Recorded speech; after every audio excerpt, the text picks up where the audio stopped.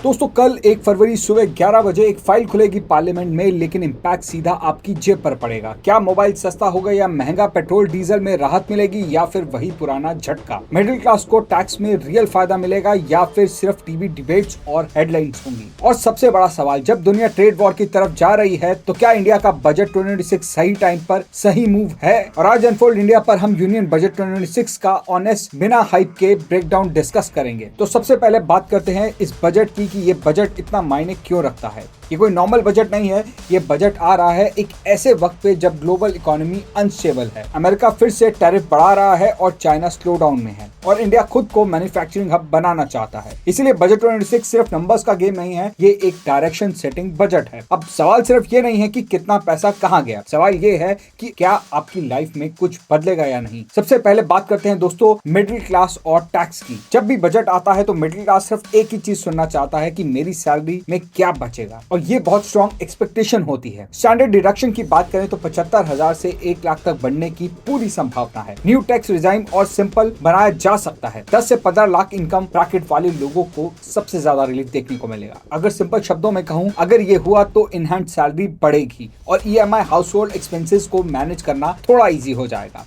लेकिन एक सच government clearly चाहती है कि लोग जो है वो ओल्ड टैक्स रिजाइन छोड़कर न्यू टैक्स रिजाइन अडॉप्ट करें। अब बात करते हैं दोस्तों नेक्स्ट सेगमेंट में, जिसमें हम बात करेंगे पेट्रोल डीजल की, जो हर साल का सबसे बड़ा झूठ होता है। हर बजट के पहले एक ही सवाल होता है कि पेट्रोल सस्ता होगा या नहीं। सच बोलूं, डायरेक्ट बड़ी कट के चांसेस बहुत कम है। क्यों? क्योंकि फ्यूल टैक्सेस गवर्नमेंट के लिए रेवेन्यू का मेजर सोर्स होता है, लेकिन फिशल डेफिसिट कंट्रोल करना भी जरूरी होता है। लेकिन state VAT adjustment, oil price stability, इनका इनडायरेक्ट इंपैक्ट आ सकता है। पर ओवरनाइट पेट्रोल 10 रुपए सस्ता बिल्कुल नहीं होगा। अब बात कर लेते हैं दोस्तों सबसे इंटरेस्टिंग सेगमेंट की, जो है मोबाइल, लैपटॉप, इलेक्ट्रॉनिक्स। इनके लिए एक गुड न्यूज नजर आ रही है। यहाँ बजट थोड़ा सा फ्रेंडली लग सकता है। एक्सपेक्टेड मूव जो है, मोबाइल फोन कंपोनेंट पर कस्टम ड्यूटी कम होगी, chargers, camera module, PCB parts सस्ते हो सकते हैं, लैपटॉप और टैबलेट की मैन्युफैक्चरिंग को बूस्ट मिलेगा। इसका रिजल्ट क्या होगा? मेड इन इंडिया स्मार्टफोन सस्ते होंगे, फुली इंपोर्टेड प्रीमियम गैजेट्स महंगे ही रहेंगे। गवर्नमेंट का क्लियर सिग्नल है कि इंडिया में बनाओ और फायदा कमाओ, बाहर से लाओ और ज्यादा टैक्स दो। अब बात कर लेते हैं दोस्तों सेगमेंट नंबर 4 की, जिसमें हम गोल्ड और सिल्वर की बात करेंगे।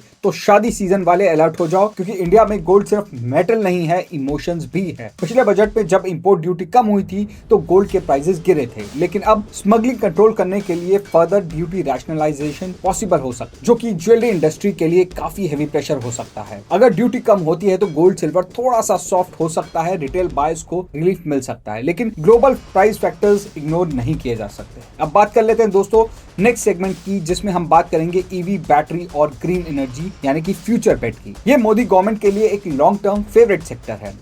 हाई पॉसिबिलिटी मूव्स हो सकते हैं कि लिथियम आयन बैटरी के रॉ मटेरियल पर टैक्स रिलीफ कंटिन्यू हो सकता है। EV कंपोनेंट के लिए इंसेंटिव्स भी हो सकते हैं। चार्जिंग इंफ्रास्ट्रक्चर पर ज्यादा फोकस रहने वाला है इस सरकार का, मतलब कि EVs धीरे धीरे अफोर्डेबल हो सकती हैं, बैटरी लोकलाइजेशन और ज्यादा तेजी से बढ़ सकता है और हाइब्रिड कार्स को लिमिटेड ही सपोर्ट मिलेगा। तो क्लियर मैसेज है कि पेट्रोल नहीं, प्लग इन फ्यूचर है। अब बात कर लेते हैं दोस्तों नेक्स्ट सेगमेंट की, जिसमें हम बात करेंगे रेलवे इंफ्रा और साइलेंट जॉब मशीन्स की। एक्सपेक्टेड रेलवे एलोकेशन बजट हो सकता है 2.8 लाख करोड़, जिसमें की 300 नई train including Vande Bharat, slippers और अमृत भारत जैसी ट्रेन को लाया जा सकता है। फोकस एरिया क्लियर है, सेफ्टी, कैपेसिटी और पैसेंजर कंफर्ट। इंफ्रास्ट्रक्चर का मतलब है जॉब्स, डिमांड और इकोनॉमिक मोमेंटम। अब नेक्स्ट सेगमेंट की ओर बढ़ते हैं, जिसमें हम बात करेंगे कि क्या ऐसी चीजें हैं जो महंगी हो सकती हैं। थोड़ा सा कड़वा सच है, लेकिन महंगा हो सकता है सिगरेट और tobacco, foreign liquor, import, fully imported luxury cars और हाई एंड फॉरेन गुड्स।